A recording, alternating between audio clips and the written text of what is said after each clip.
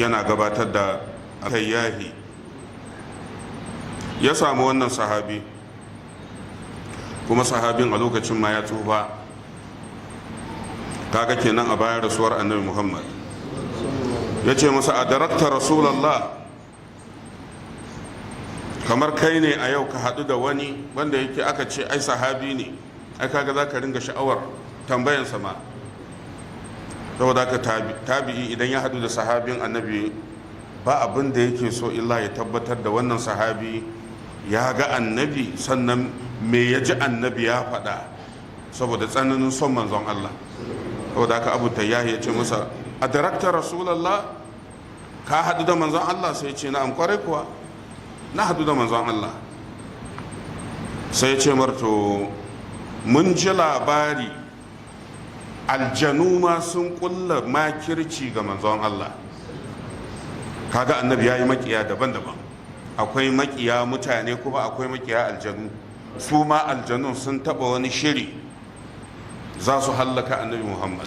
aljanu shi ne ce, to ni tambayin da nake so in maka game da wannan dare ya ce lailata kadatu shayatin, wannan dare da aljanu suka kulla makirci su hallaka manzon Allah. wannan labarin daren nake so in ji. kala sai ya ce masa, inna shayatin tahaddar tilkan laila, babu shakka ina sane da abin da ya faru da manzon Allah a wannan dare a zamanin annabi sallallahu alaihi wasallam.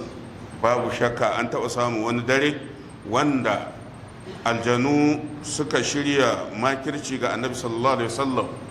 idan manzon Allah ya taho wucewa to za su turo duwatsu a kansa. tahaddarat tilka laila ala rasulillah min al-awdiyati wash-shi'abi.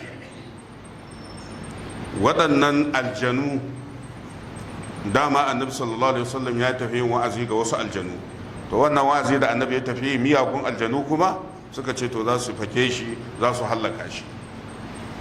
saboda haka annabi ya taho wucewa a matsatsin dutse, ya zama waɗannan aljanu sun taho, kowa da irin shirin da ya yi ya ga cewar ya hallaka manzon Allah.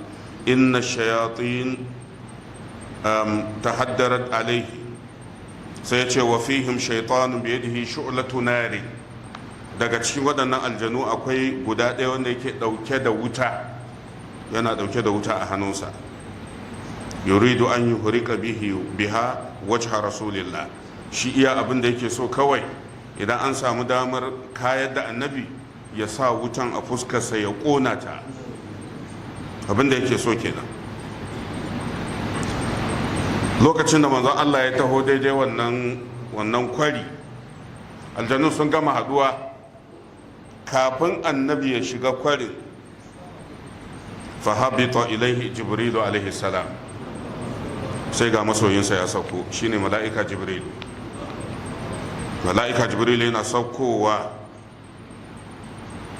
fakala sai ce, ya muhammad, kul, abinda na faɗa ka faɗa. sai ce, ma a kulu, to me zan faɗa? kala sai ce, kul, abinda za ka faɗa shine, a'udhu bi kalimatin lahi tammati min sharri ma khalaqa wa zara'a wa bara'a wa min sharri ma yanzilu minas sama'i wa min sharri ma ya'ruju fiha. a wannan riwayar, Allah ka tsare ni daga sharrin abin da yake sauka daga sama da sharrin abin da yake hawa sama. kaga ya tawassuli da wannan siffa ta Allah subhanahu wata'ala na sanin abin da ke saukowa da abin da ke hawa. to shi wannan sahabi da yake ba da labarin shine Abdurrahman bin Khambashin at-Tamimi, ya ce fatafiqat naruhum. manzon Allah yana faɗa yanda mala'ika Jibril ya gaya masa, duk wani aljannin da ya zo da wuta sai wutan ta mace, sai wutan ta mace. wa hazamahum Allah ta'ala, kuma Allah tabaraka wa ta'ala ya tarwatsa su, domin Allah ya jefa tsoro a zakatansu. wannan addu'ar sau ɗaya manzon Allah yana yanta, aljanu sun gudu gaba ɗaya, aljanu sun gudu. wannan hadisin yana sahihul jami', hadisi na 74, da kuma silsilatu sahiha hadisi na 2995. wannan kenan. To akwai riwayar abdullahi bin masud, domin abdullahi bin masud da shi aka tafi ma wajen da annabi zai gana da aljanu. An samu tawagar aljanu da suka ziyarci manzon Allah. A lokacin da manzon Allah zai tafi ya tambayi sahabbai wa zai raka ni, wa zai raka ni. Babu wanda ya faɗa, ya ce ni. Wa zai tafi tare da ni, kowa ya shiru. Kuma ko a yau da wuya a samu wanda zai bi manzon Allah. Za a je taro da aljanu a ce ka zo mu je, a sai dai ka dawo da kai kana da kariya ta musamman. Abdullahi bin Masud ya ce da ni za a je. Allah ya kara masa yarda. Abdullahi bin Masud akwai riwayarsa shi ma, ya ce kuntu ma'an nabiyyi, na kasance tare da annabi sallallahu alaihi wasallam. Kuma ko shi Abdullahi bin Masud din da aka tafin, wallahi sai da manzon Allah ya ja mara layi ya ce to in daga nan karka wuce, ba mai wuce nan gurin in dai magana ne da aljanu sai ni. ta Abdullahi bin Masud ya ce ina tare da manzon Allah lailata surifa ilaihi nafar min aljinni, wannan dare da Allah ya karkato waɗannan tawagar aljanun. Fa'ata rajulun min aljinni, sai ga wani mutum ya ce wani daga cikin aljanu bi shu'latin min narin, ya taho da harshen wuta, ya taho da makamashi yana dauke da shi min narin ila rasulillah, ya doshi manzon Allah, ya doshi manzon Allah.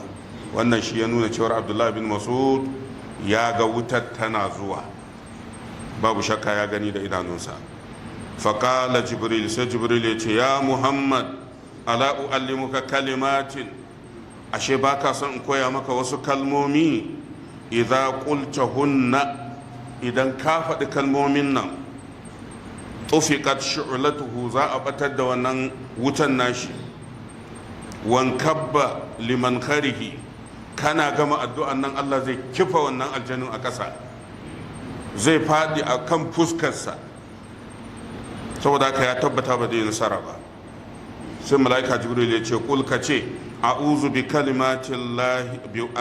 wajhi llahi al-karim, a'udhu bi wajhi llahi al-karim wa kalimatihi tammati allati la yujawizuhunna barrun wala fajir, min sharri ma yanzulu min as-sama'i wa ma ya'ruju fiha, wa min sharri ma zara'a fil ardi. akwai riwaya da ya ce wa min sharri ma zara'a wa bara'a fil ardi wa ma yakhruju minha wa min sharri fitanil layli wan nahari wa min sharri tawariqil layli wan nahari illa tariqan yatruqu bi khairin ya rahman. wannan riwaya ta Abdullah bin Mas'ud kenan, tana al-Mu'jam al-Kabir na Imam at-Tabarani. kuma daga cikin masana akwai al-Imam Fairuz Abadi, yana cewa hadisin ingantacce ne a littafinsa Sifrus Sa'ada shafi na 309. waɗannan riwayoyi guda biyu duk sun nuna cewar manzon Allah ya yi tawassuli da wannan ilimi na Allah tabaraka wa ta'ala. wanda yake nuna maka idan aka ce Allah ya san abin da ke shiga ƙasa da wanda ke fita, Allah ya san abin da ke sauka daga sama da abin da ke hawa sama, to Allah ya gama sanin komai.